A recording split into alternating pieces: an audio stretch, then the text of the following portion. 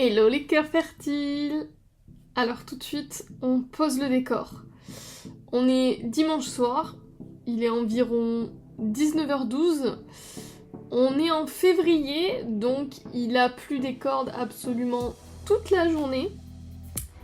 Et évidemment, comme un malheur n'arrive jamais seul, c'est probablement le moment du mois où nos hormones ont décidé de faire une rave party.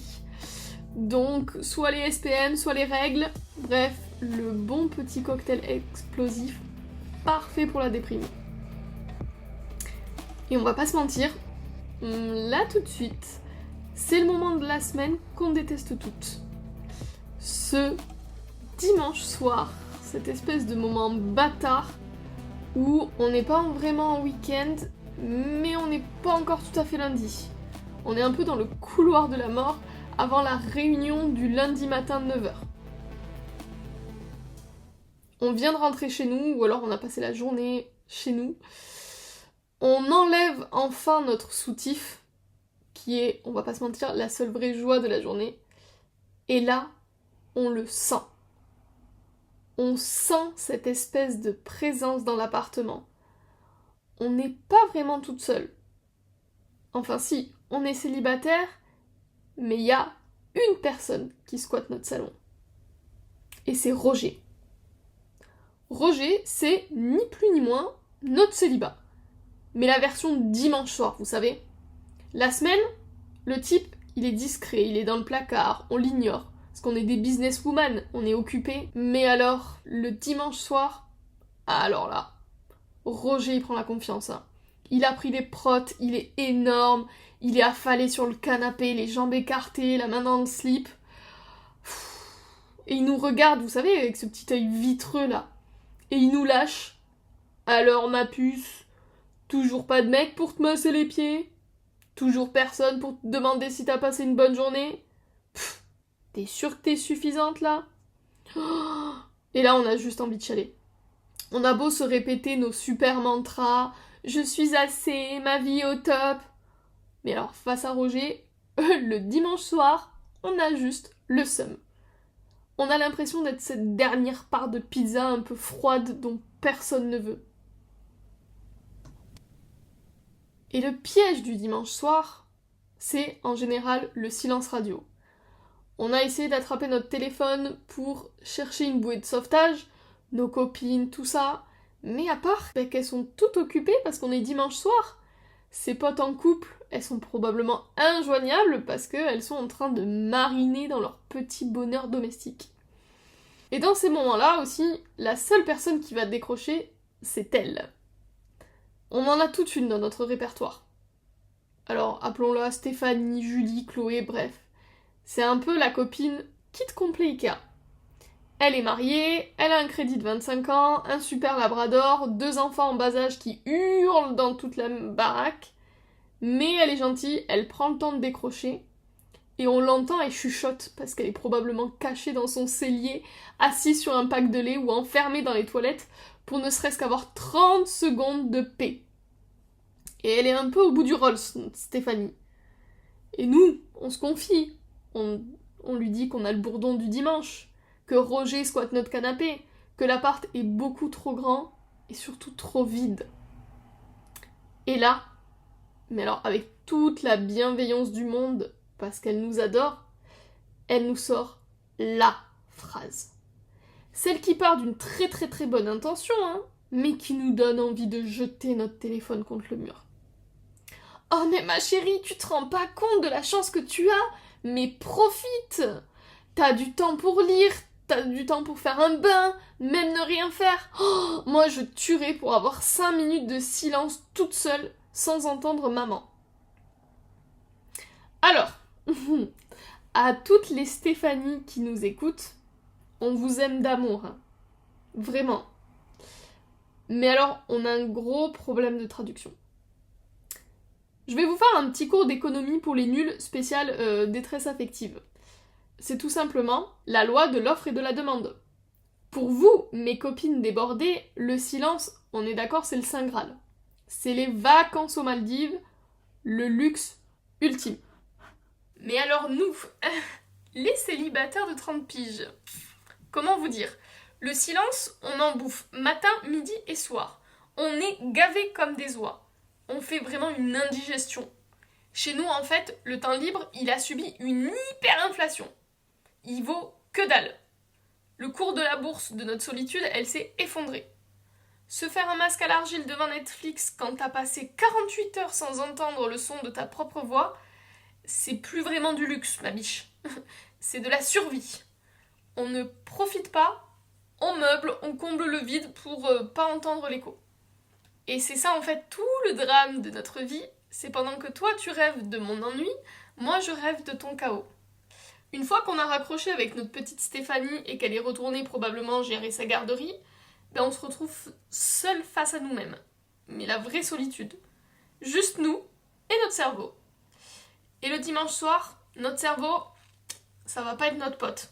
C'est un peu, vous savez, cet ex pervers narcissique. Il profite qu'on soit fatigué, que nos barrières immunitaires émotionnelles sont à zéro, pour nous lancer le film de nos échecs, mais en leur version longue, non censurée. Ça va être le best-of de la loose. T'as vu, t'as 30 ans passés et t'as toujours rien construit.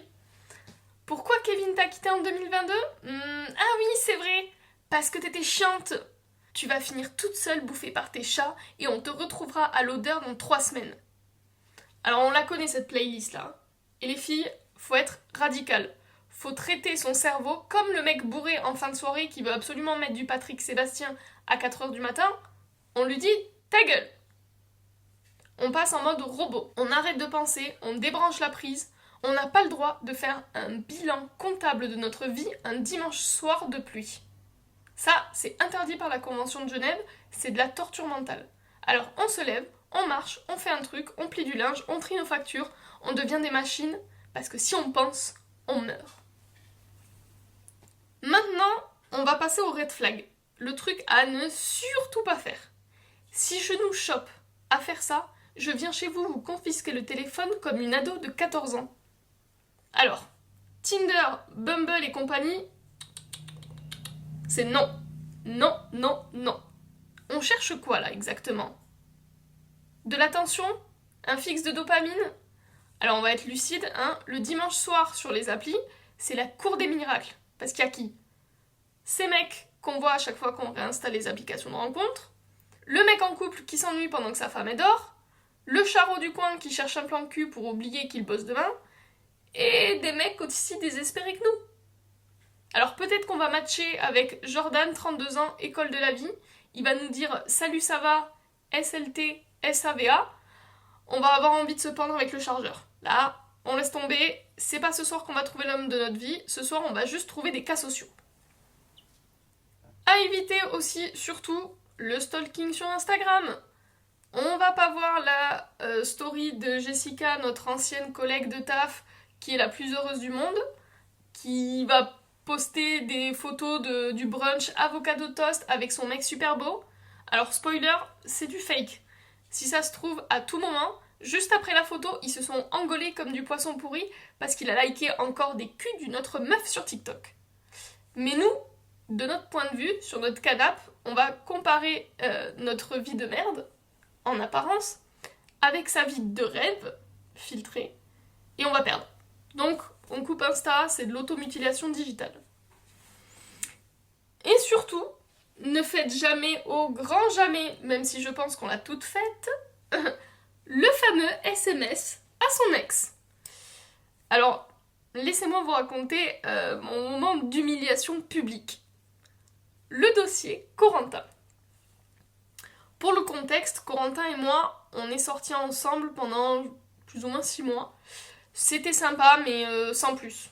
On avait rompu, mais pendant 2 ans, on s'est tourné autour. Enfin, un peu plus lui que moi. Il likait mes stories, de temps en temps on s'envoyait des messages, bref, il était accroché. Et moi, honnêtement, je pense que je le gardais un petit peu sous le coude. Je le trouvais gentil, on partageait plein de trucs, on rigolait trop bien. Mais j'avais un blocage physique idiot. Ses lèvres. Il avait des lèvres ultra fines. Et je me disais, mais non, je peux pas, enfin, c'est pas sensuel, c'est pas ça l'homme de ma vie. Sauf que, on est dimanche soir, Roger le célibataire prend toute la place dans mon salon et je me sentais vide. J'avais besoin un petit peu de validation. Et c'est là que mon cerveau du dimanche soir a commencé à négocier. Attends Victoria, Corentin, tu l'aimais quand même bien. Puis, vous rigoliez super bien ensemble. Puis ses lèvres, c'est peut-être pas si grave. Peut-être que c'est toi qui es un peu trop superficiel. Finalement, des lèvres fines, c'est distingué, non? Puis de toute façon, c'est une valeur sûre, il attend que ça. Vous voyez un petit peu le délire là? Je suis en train de me convaincre que Corentin, c'était l'homme de la situation. Du coup, je me suis dit, bon, vas-y, petit SMS. Du coup, j'attrape mon téléphone, je tape mon petit message, et là, c'est la technique de la pêche au gros. Un truc un peu vague, genre je pense à toi, ça fait longtemps, comment tu vas, gna gna gna, bref. Je l'envoie, ça va, je me sens puissante, et je me dis putain, mais t'es généreuse d'offrir cette chance à ce pauvre Corentin. Et là, quelques minutes après, le téléphone vibre. Je souris et je me dis ça va le faire. Et là, j'ouvre sa fameuse réponse et je lis. Écoute Victoria, t'as joué avec moi pendant 2 ans, j'ai fini par comprendre que j'étais juste ton bouche-trou quand tu t'ennuyais. Là j'ai tourné la page, je suis actuellement en week-end à Barcelone avec ma nouvelle copine. Elle est saine, elle est gentille et elle me prend pas la tête. Alors je te conseille de faire de même. Ciao. Je me suis retrouvée encore plus seule que je n'étais, comme une idiote, avec ma honte et mon écran noir. Vraiment, ma dignité et mon ego, ah ben, les deux, elles ont pris la porte, elles m'ont laissée toute seule en PLS dans mon salon. Mais heureusement, dans ce petit naufrage, il va me rester mes 2 compagnons qui vont être mes chats, ma petite brigade d'intervention d'urgence. Bref, maintenant qu'on a bien chialé, qu'on a utilisé nos chats comme éponge émotionnelle, alors vous inquiétez pas, ils s'en remettront, et qu'on a accepté que Corentin était un tocard aux lèvres fines, et ben on se relève.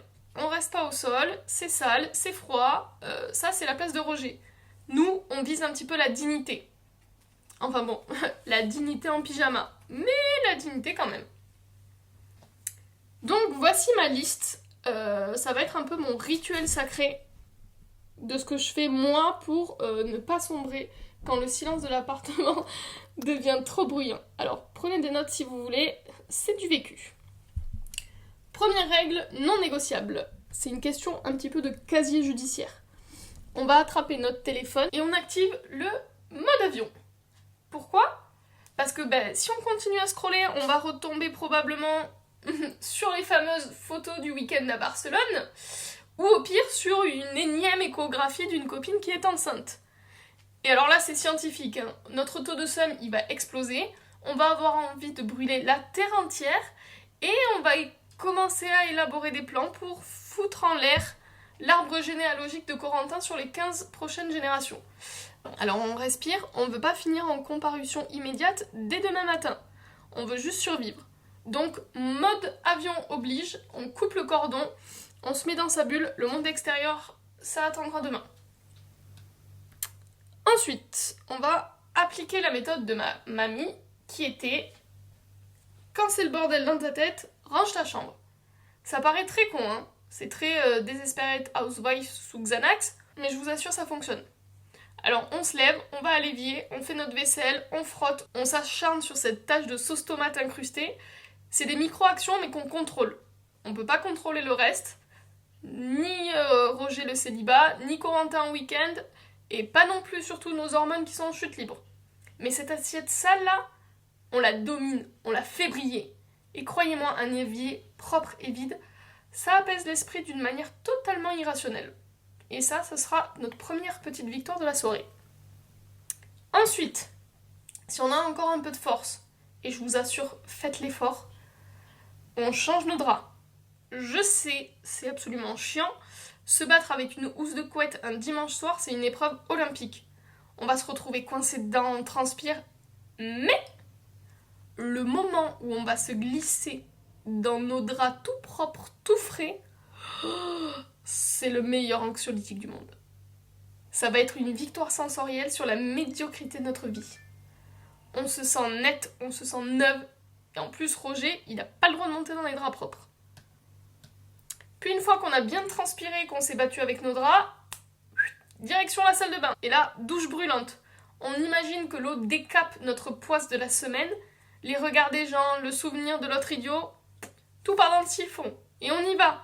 Gommage, shampoing, après shampoing, la totale. Ok ? Et après, moment crucial, le pyjama. On oublie la nuisette en soi, on met pas le truc sexy au cas où de quoi ? Y a personne. On va mettre le pyjama tue l'amour. Le pilou-pilou, celui qui a des bouloches, un peu trop large, celui qui nous fait ressembler à un Teletubbies en dépression. C'est moche ? Oui, mais c'est doux, c'est un câlin en tissu. Et une fois qu'on est revenu dans notre salon, là, on éteint le plafonnier, cette lumière est blanche agressive, c'est de la lumière de salle d'interrogatoire. Comme je vous ai dit, on n'est pas en comparution, on n'est pas en garde à vue. Alors on va allumer toutes les petites lampes, les petites bougies, même celles qui sentent la vanille chimique de Jiffy, on prend. On transforme notre salon, zone sinistrée, en petit boudoir cosy. Et en plus Roger, il déteste les bougies, ça le fait fuir. Et ensuite, on va se nourrir. Mais pas n'importe quoi. On arrête le délire de la petite salade détox pour commencer la semaine. Toujours pas. Notre âme, elle est blessée, elle a besoin de lipides. Ce soir, le régime, on l'oublie, c'est les calories du dimanche. Elles sont invisibles. C'est la loi, c'est tout. Et moi, ce que j'aime bien me faire, c'est mes petites pâtes carbo maison. Mais avec vraiment la tonne de parmesan dessus. Il faut que ce soit chaud, lourd, crémeux. On nourrit la bête. S'il faut commander, on commande. Le gras, ça apaise le cerveau, de toute façon c'est chimique. Et puis fuck le summer body, on est en février, l'été c'est un concept abstrait. Une fois qu'on est toutes propres, en pyjama Teletubbies, notre petit bol de pâtes, attention au piège de la télé. Interdiction formelle de regarder une comédie romantique. Je vous jure, je vois Hugh Grant courir sous la pluie pour rattraper Julia Roberts, je jette ma télé par la fenêtre. Je peux pas voir une once de bonheur conjugal. Ça me donne de l'urticaire. Moi, mon conseil, c'est faites entrer l'accusé. Pourquoi ? C'est ma théorie par le pire. Je regarde ça, je vois l'autre avec son petit blouson en cuir et je me dis « Ok, je suis célibataire, je mange des pâtes seule, j'ai le seum, mais au moins, je suis pas découpée en morceaux dans un congélateur dans la Creuse. » Moi, au moins, mon ex, c'est Corentin, l'autocar et pas Nordan le Landais. Alors, c'est très glauque, oui. Est-ce que ça marche ? Redoutablement. On se sent tout de suite beaucoup plus en sécurité, beaucoup plus vivante et entière. On se dit que finalement, notre petite soirée est pas si mal. Et enfin, on va pas insister. Le dimanche soir, ça va te servir à rien. Il est maudit. Alors, dès qu'on a fini notre petit épisode de meurtre, on se couche. Et on se couche tôt. On va se glisser sous notre petite couette toute propre, là, le bonheur. Et on appelle les chats. De toute façon, ils viennent très rapidement, à partir du moment où il y a des draps propres. Et là, on ferme les yeux. Demain, le réveil va sonner, la malédiction sera levée, Roger, il sera parti bosser ailleurs, et on reprendra notre petite couronne de reine. Alors voilà les filles, le plan, il est simple. On sèche les larmes, on frotte les taches, on mange du gras et on regarde des enquêtes criminelles. Vous êtes vivante, vous êtes drôle et vous êtes libre. Profitez bien de cette nuit de sommeil, reprenez des forces, parce que d'ici 2 semaines, on attaque un dossier brûlant. Une arnaque vieille comme le monde, mais version 2.0. On va parler des crapauds charmants. Vous connaissez les contes de fées là ? La princesse qui embrasse le crapaud et paf, il se transforme en prince charmant ? Eh bien, dans la vraie vie, c'est l'inverse. On va parler de ces mecs qui sont des princes au début, galants, drôles, attentionnés, patati, le casting parfait. Et puis dès le premier baiser, ou au pire, dès le lendemain de la première nuit, hop, la magie s'inverse. Le prince s'évapore et il ne reste qu'un crapaud visqueux qui répand des monosyllabes ou au mieux qui disparaît dans la nature. Pourquoi ils font ça ? Comment on les repère avant qu'ils nous bavent dessus ? préparez vos épuisettes, on va disséquer ces mutants. Allez, bon courage, bon dimanche, et à dans 2 semaines.